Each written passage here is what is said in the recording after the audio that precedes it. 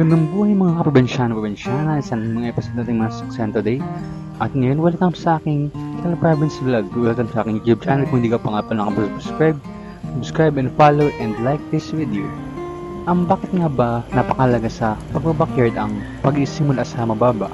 Bukod sa napakalas ang gastos, is kailangan nating matuto para maiwas lugi. Tulad ng aking experience sa aking ginawa. Nagsimula lamang ako sa 6 na pato.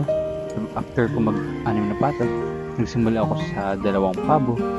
Pagkatapos, bumili ako ng mag-asawang kalapati, 2. Tapos, bumili tayo ng 3 Rhode Island Red. Tapos, gusto ko pang dagdagan siya ng kambing at ng rabbit. At magsisimula din ako sa mababa.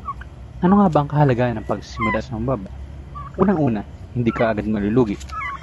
Ang pinapasok mo bago mo papasukin ng isang industriya o pagbabackyard is dapat kailangan mo munang magkaroon ng kaalaman sa pag-aalaga. Tulad ko noon, hindi ako marunong mag-alaga ng pabo. May karanasan ako sa pag-alaga ng manok, ngunit iba pa rin pag-alaga ng pabo. Bawat isang hayop na inaalagaan ko is magkakaiba ang behavior at magkakaiba ang kanilang pangangailangan. Dapat matutunan naman natin ito. At para tayo matutong mag-alaga ng maraming klaseng alaga, dapat matutunan naman natin mag-alaga ng 2 o higit pa. Kasi kapag nag-alaga tayo agad, nagbili agad tayo ng maramihan, tapos hindi naman tayo marunong mag-alaga, kapag sila ay namatay tayo ay malulugi pa. At hindi rin natin sila maalaga ng maayos. At ayun, magkakaroon tayo ng pagkalugi at hindi na natin maiisipang dumagdag pa ng ibang mga alaga. Napakahalaga mag-start small sapagkat kapag meron kang kaalaman, mas marami na ang kaya mong alagaan. At itong kaalaman ito ay magigain mo siya through experience, through time ng pag-aalaga. Mas maganda magsimula sa mag-asawa, babae, lalaki, para kapag napaanak mo is, dumami na lang siya ng dumami. Maybe sa future, dumami ang ating mga alaga.